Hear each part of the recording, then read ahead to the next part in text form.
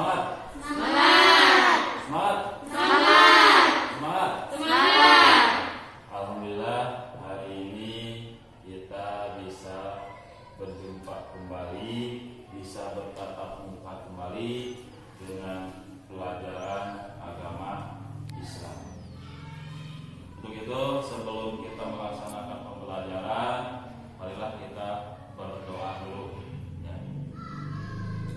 Sebelum belajar, mari kita berdoa dulu. Berdoa, mulai.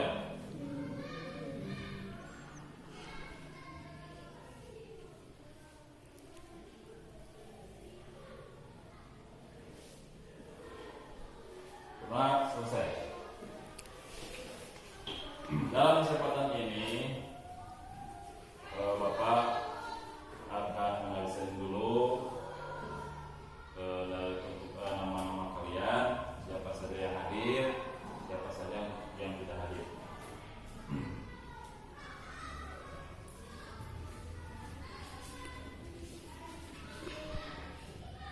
Coba diacungkan tangannya apabila disebutkan namanya ya. Kaila, Hasna, Hadir. Fauza, Hadir. Absa, Hadir. Rifa, Putri, Santi, Sahila, Hadir. Salwa. Nah, hadir semuanya? Hadir. Ya, terima kasih. Terima kasih. Alhamdulillah semuanya pada sehat ya. Sebelum membahas pembelajaran yang sekarang, kemarin kita membahas tentang bagaimana indahnya bulan Ramadan. Dalam indahnya bulan Ramadan itu juga kita disampaikan bulan Ramadan itu melalui Allah diwahyukan kepada Rasul. Nah, yang kita bahas sekarang itu adalah Rasul Allah idolaku. Yang dimaksud dengan idola itu, ada yang tahu? Idola itu apa? Idola apa? Mencintainya atau idola itu ada lagi. Idola itu kecintaan kita kepada Rasul. Itu disebut idola. Apapun yang dimiliki Rasul kita jadikan teladan, ya, menjadi tuntutan, menjadi teladan. Nah, tujuan dari pembelajaran yang sekarang di mana kalian itu harus tahu Rasul yang termasuk dalam nama-nama Rasul yang 25. Nabi dan Rasul yang bergelar Nabi dan Rasul yang 25. Terus kalian juga harus hafal mukjizat. Ya, jadi setiap Rasul mempunyai mukjizat. Nah, itu kalian harus bisa hafal mukjizat yang dimiliki oleh para Rasul. Ya. Terus kalian juga harus memahami teladan bagaimana Rasul-Rasul dari zaman Nabi Adam sampai ke zamannya Rasul kita Nabi Muhammad itu harus menjadi tauladan. Bagaimana sikapnya sebagai Rasul, itulah yang dimaksud dengan idola. Itu tujuan untuk pembelajaran yang sekarang. Kalau kita buka bukunya, setelah dibuka kita lihat di sana ada nama-nama 25 Rasul. Ya. Jadi ada 25 Nabi dan Rasul yang harus kita hafal. Ya. Yang pertama dari Nabi Adam sampai Nabi Muhammad. Ada yang hafal? Ada yang hafal? Yang 25? Ada nyanyinya? Siapa yang mau menyanyinya? Sama bareng-bareng atau bareng-bareng? Coba. Adam, Soleh, Ibrahim, Ismail, Ishak,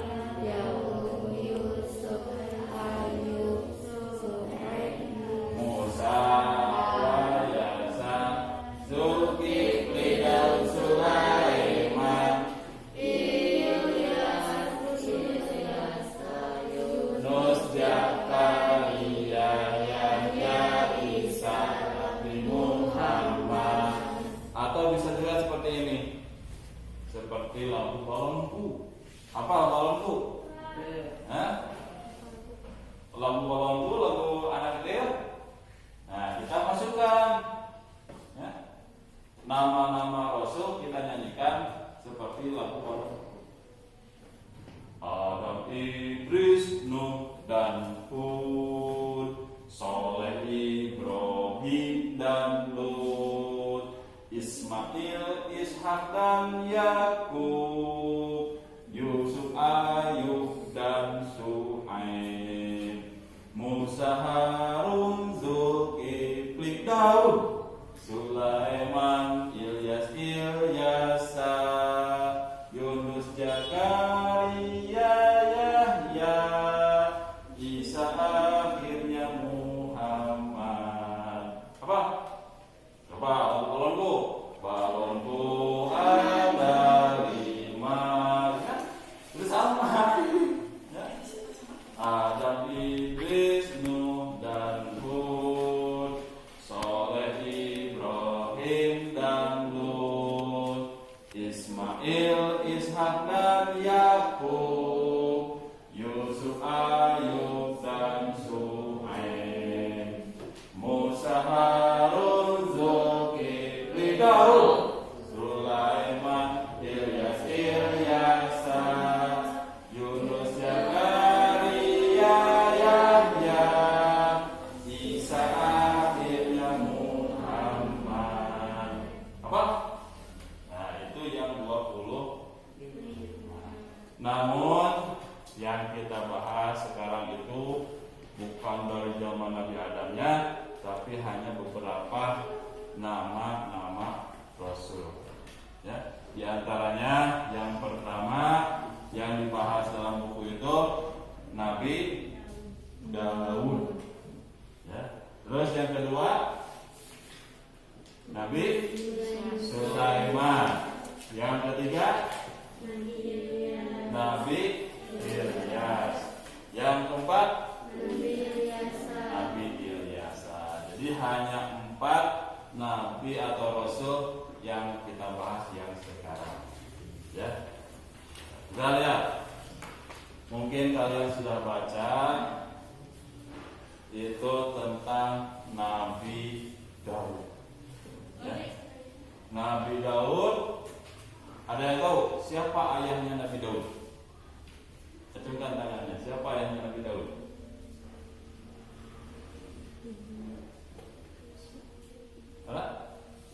Nabi Daud adalah putra Ibsha. Ya. Malahan Nabi Daud juga masih keturunan dari Nabi Ibrahim. Nah, itu masih keturunan. Ya.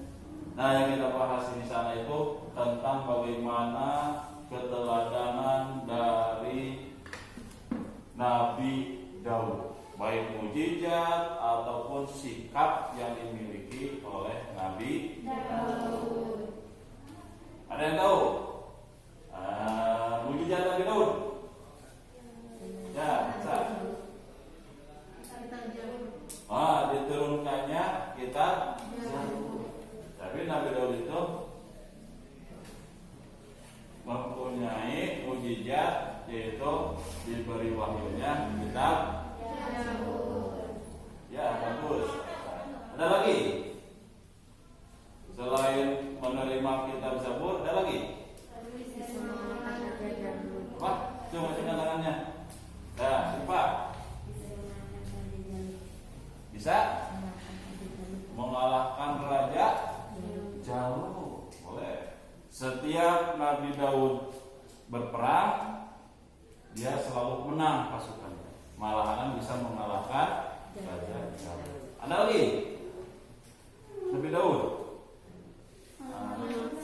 Apa? Melunakkan besi. Bagaimana Nabi Daud itu bisa melunakkan besi yang keras? Nabi Daud bisa melunakkan besi yang keras. Besi keras bisa dilunakkan. Itulah Nabi Daud. Ada lagi? Memahami bahasa burung. Apa? Memahami bahasa burung. Memahami Bahasa burung. bahasa. Bagaimana suaranya? Merdu. Merdu. Ya, jadi Nabi Daud itu suaranya merdu, terus dapat mengalahkan Raja Jalur. Terus ada lagi menerima kitab. Nah itu mujizat dari Nabi Daud. Nah, bagaimana kisahnya? Ternyata kisah Nabi Daud itu dia seorang panglima,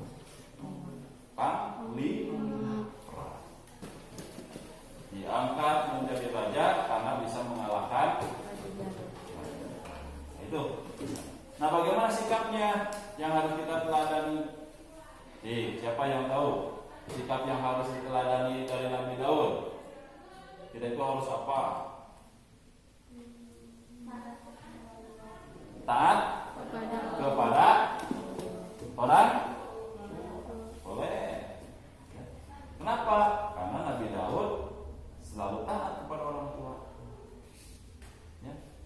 Malahan Nabi Daud juga saking taatnya kepada orang tua, terus dia taatnya kepada Allah, dia selalu melaksanakan puasa. Ada kan puasanya Nabi yang terkenal itu, Nabi Daud itu puasa Nabi Daud. Satu hari berpuasa, satu hari tidak.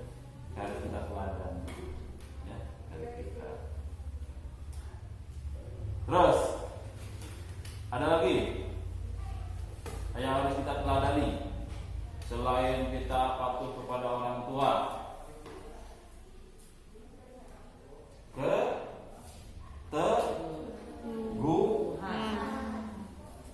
Keteguhan hati itu dimiliki oleh Nabi. Nah, itu tentang kisah Nabi Daud. Ada yang tanyakan tentang kisah Nabi Daud? Paham? Paham? Jadi Nabi Daud itu mempunyai mujizat apa saja? Satu, Kitab Zabur. menerima kitab Zabur. Yang kedua, bisa mengalahkan Raja Jalur. Yang ketiga, memahami bahasa burung. apa? Memahami bahasa. Terus yang keempat, suara merdu. Itu Nabi Daud. Nah, sekarang yang kedua yaitu kisah Nabi Sulaiman. Jadi ada yang sudah baca Nabi Sulaiman itu siapa ayahnya? Coba angkat tangannya. Ya. Nabi Sulaiman itu ayahnya adalah Nabi Daud. Ternyata Nabi Sulaiman anaknya dari Nabi Daud. Setelah dia menjadi raja, Nabi Daud itu akhirnya mempunyai keturunan yaitu Nabi Sulaiman. Nah, bagaimana kisahnya Nabi Sulaiman? Ternyata Nabi Sulaiman diberi warisan kekayaan. Walaupun dia diberi kekayaan, tapi tidak luput, tidak lepas dari tauhid kepada Allah. Itu yang dimiliki Nabi Sulaiman. Walaupun diberi kekayaan oleh ayahnya, karena Nabi Daud kan menjadi seorang raja. Ketika wafat, ayahnya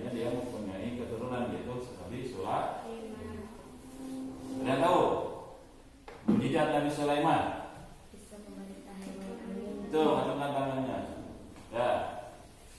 Bisa memerintah hewan angin dan jin. Nah, bisa memerintah. Bayangkan seorang manusia bisa memerintahkan kepada hewan, kepada angin. Itu semua takluk kepada Nabi Sulaiman.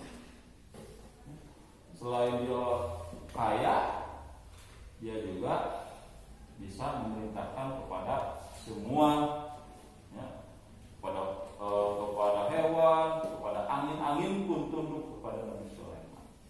Itu mujizat. Ada lagi? Yang di belakang ada. Ada lagi mujizat Nabi Sulaiman apa? Selain beliau mempunyai apa? Mampu mengikat jin-jin kafir untuk menjadi Mampu mengikat jin-jin kafir. Apa ya? Jadi kalau kita bisa melihat jin, tapi Nabi Sulaiman bisa mengikat jin-jin kafir yang mengganggu manusia. Jin juga takut kepada Nabi Sulaiman. Itulah mujizat dari Nabi Sulaiman. Malahan Nabi Sulaiman juga bisa berbicara dengan hewan. Contoh, ketika Nabi Sulaiman dia pergi kemana? Ke dalam laut. Dia bertemu dengan bangsa ikan. Dia berbicara. Terus ketika Nabi Sulaiman mengumpulkan pasukan ketika akan perang, tapi di depan ada semut. Nah, bayangkan Nabi Sulaiman bisa berbicara dengan semut. Jadi kalau kita punya ada semut, kedengarannya suara. Nah, bagaimana suara semut? Nah, itu beda. Jadi Nabi Sulaiman walaupun kecil, semut bisa didengar oleh Nabi Sulaiman. Ada lagi? Nabi Sulaiman mujizatnya. Nabi Sulaiman pernah dengan ratu yang ratu yang dia menyembahnya bukan kepada Allah. Siapa ratunya itu? Satu Bilqis. Ratu Bilqis itu kan dia seorang ratu yang kaya raya, dia sombong tapi mengajak menantang kepada Nabi Sulaiman. Apa kata Bilqis, Ratu Bilqis?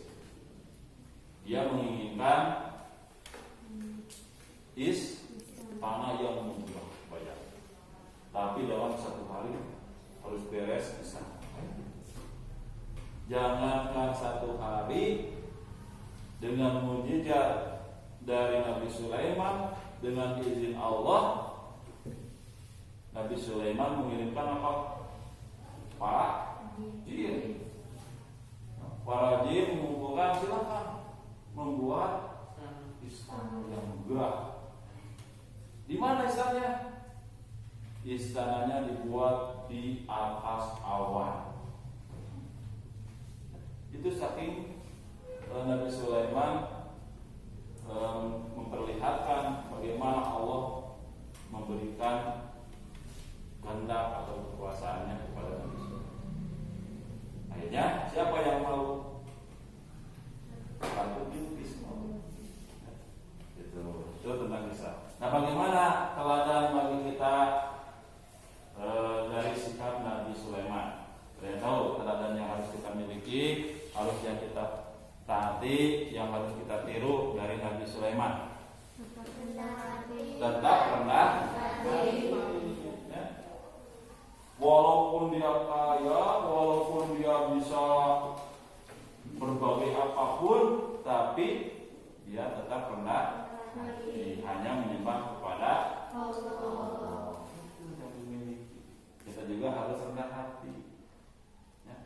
Jangan sombong, punya motor mewah, pakai ke sekolah, itu sombong. Ya. Terus, nah itu ada lagi yang harus kita teladani dari Nabi Sulaiman. Apa? Patuh. Nah, patuh dan tunduk kepada perintah Allah. Nah, kita juga harus patuh kepada Allah. Nah, jangan sampai larangan Allah kita jalani, tapi perintah Allah yang harus kita jalani. Nah, itu. Ada lagi? Nah, yang ketiga, kita buka lagi. Yang ketiga adalah kisah Nabi Ilyas. Ada yang tahu siapa ayahnya Nabi Ilyas? Apa? Nabi Harun. Ya, jadi Nabi Ilyas itu keturunan atau ayahnya yaitu Nabi Harun. Bagaimana lihat Nabi Harun? Ya, Nabi Harun itu orang yang penyabang. Ya. Nabi Harun itu tidak pernah merasa dirinya itu paling hebat. Itu Nabi. Nah, bagaimana mukjizat Nabi Ilyas? Ada yang tahu mukjizat Nabi Ilyas?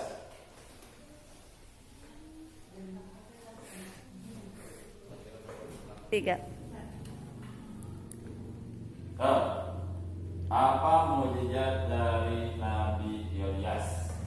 Ya, kemudian. Lalu berdoa untuk keselamatan umatnya. Nah, Nabi Ilyas itu walaupun umatnya durhaka, dia selalu mendoakan yang terbaik. Ya. Nabi Ilyas, walaupun dia dizalimi, walaupun dia disiksa, tapi selalu mendoakan yang terbaik buat umat. Itu harus kita teladani. Walaupun teman kita jahat pada kita doakan. Doakan apa? Doakan yang terbaik. Doa bukan doa yang buruk, tapi doa yang terbaik. Nah, ketika teman kita jahat pada kita doakan mudah-mudahan Allah memberikan yang terbaik buat dia. Doakan mudah-mudahan besok dia menjadi orang baik. Jangan dibalas, ya, kalau ada teman jahat lagi tidak boleh. Tapi coba kita balas dengan kebaikan. Ada lagi? Selamat dari gempa bumi yang dahsyat. Selamat dari gempa bumi yang dahsyat. Ketika umat Nabi Ilyas dia durhaka kepada Nabi Ilyas, tidak menyembah kepada Allah, Allah memberikan azab atau siksaan.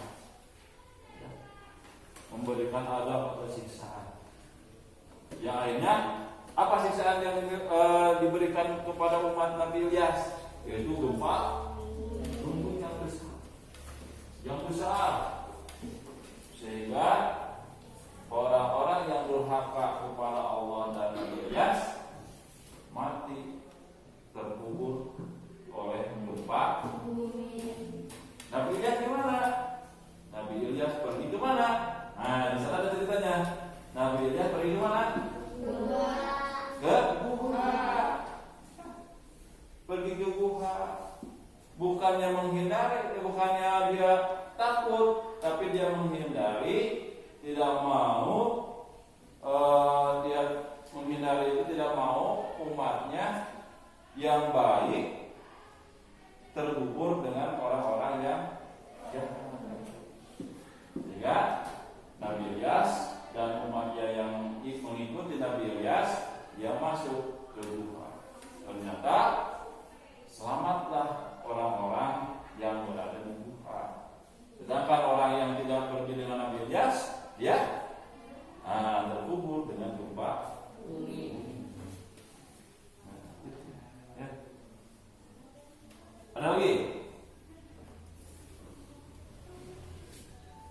yang harus kita teladani dari Nabi Ilyas apa?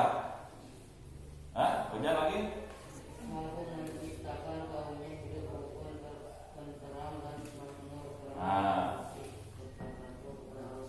ya mampu mententeramkan kaumnya. Ya. Karena kalau keturunan dari Nabi Harun itu lemah lembut, sehingga Nabi Ilyas juga lemah lembut. Ya. Selalu mendoakan jangan sampai bertentangan antara satu dengan yang satu, berkelahi. Nah, kita juga sebagai manusia, sebagai siswa tidak boleh ya, berkelahi. Kalau ada yang berkelahi, apakah kita bantu berkelahi? Tidak. Bagaimana aku kalau ada yang berkelahi? Berkelahi, dipisah.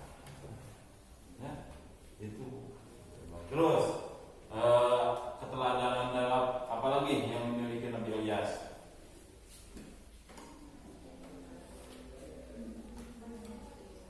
Ya selalu sabar.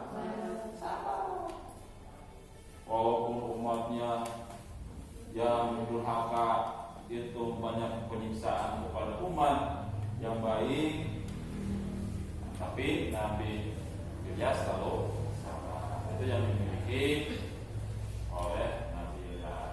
Terus yang keempat, kita teladani Nabi Ilyas. Nabi Ilyas, ya.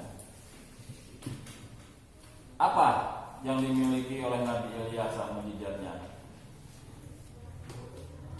Ayo ayahnya dulu. Siapa ayahnya Nabi Ilyas? Ilyasa.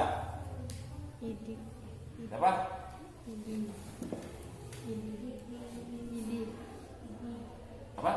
Oh, Hamzah? Bentar lagi. Ini malahan Ilyasa itu adalah keponakan dari Nabi. Beliau ikut dengan Nabi Ilyas, bersama-sama dia ke gua.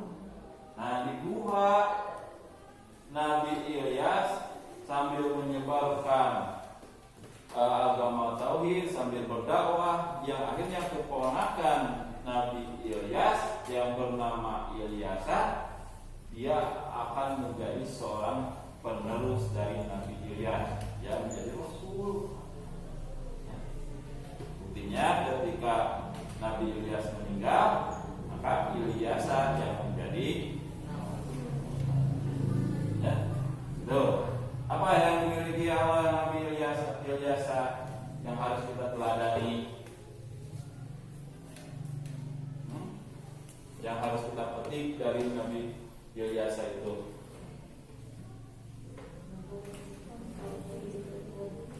Mampu menciptakan kaumnya hidup terus seperti Nabi Ilyas. Ya. Ketika Nabi Ilyas wafat, ternyata kaumnya kembali lagi murka. Maka Ilyasa mententeramkan para umatnya. Kita juga harus tentram, di kelas harus tidak boleh berkelahi. Perempuan apalagi, nah, karena perempuan itu tidak boleh berkelahi. Itu yang dimiliki para nabi dan rasul. Nah, itu kisah-kisah. Nah, sebelum itu, sesudah itu, Bapak akan memberikan tugas berupa selembaran soal. Tolong dikerjakan.